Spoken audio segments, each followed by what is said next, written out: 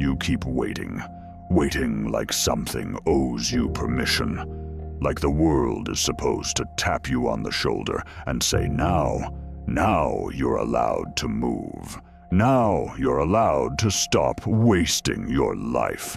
That moment is fake, and you know it. You don't need clarity. You don't need healing. You don't need another explanation. You've had years of explanations, enough reasons to build a house, and you still sleep outside in the rain, blaming the weather. You call it burnout. You call it recovery. You call it working on yourself. But strip the language away, and what's left is this. You're avoiding effort. You've made stagnation sound intelligent. You've made fear sound responsible. You've made doing nothing feel like discipline. And you repeat the lie so often it stopped sounding like a lie. Days pass, weeks pass, nothing changes. Not because you can't change, but because you refuse to bleed for it. You don't fail loudly. You don't crash. You don't explode. You just exist, barely moving, barely building, barely becoming. And that's why nobody notices you disappearing. Nobody sees the hours you rot scrolling. Nobody hears the arguments you lose in your own head. Nobody feels the weight in your chest when you wake up already tired of a life you chose. And don't pretend you don't know. You know, you just don't want responsibility. You want understanding without exposure, validation without evidence, respect without work. That deal does not exist. The world doesn't reward intention. The world doesn't care about invisible effort. The world responds to output.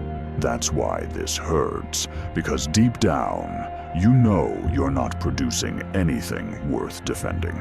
You keep hoping someone will save you. A video, a quote, a routine, a version of you that magically has discipline. Nobody is coming. Not because you're unlucky, because you're still functional. If you can still stand, you're expected to carry weight.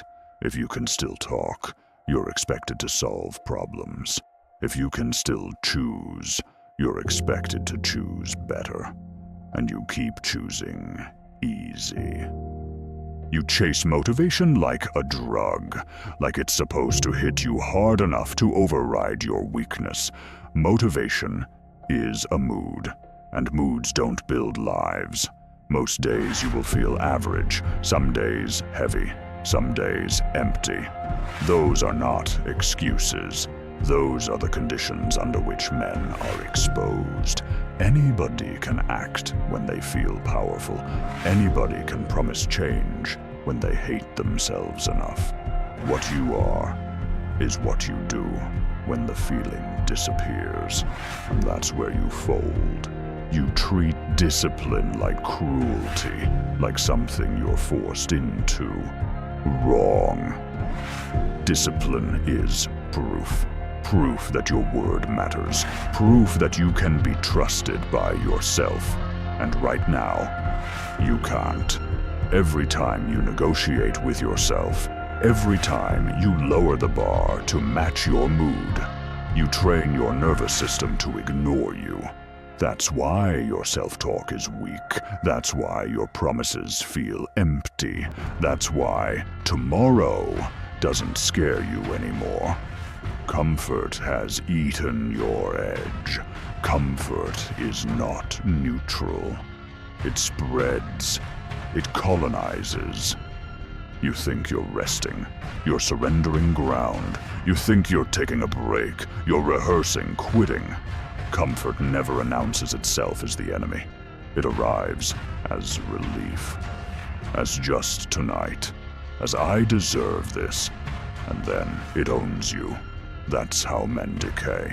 Not by impact, by drift.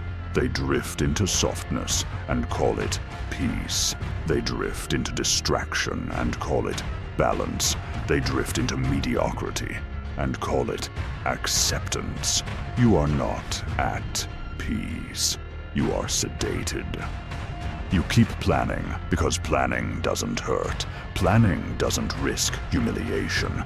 Planning lets you feel productive without proving anything. Plans don't build lives. Work does. Not the work you talk about. The work you avoid.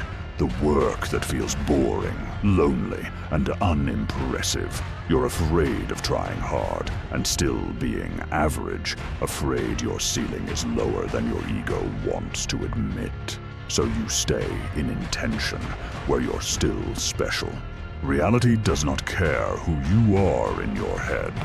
Reality only counts behavior. You say you're patient. You're not. Patience works while it waits. You're hiding. You call it timing, because cowardice would force you to look at yourself. Nobody is coming. No speech, no turning point, no cinematic moment. Just repetition, just boredom. Just doing what you said you would when nobody is impressed. You don't need a new life. You need to stop betraying yourself. Stop making promises you won't keep. Stop setting goals you don't respect. Stop treating your own word like a suggestion.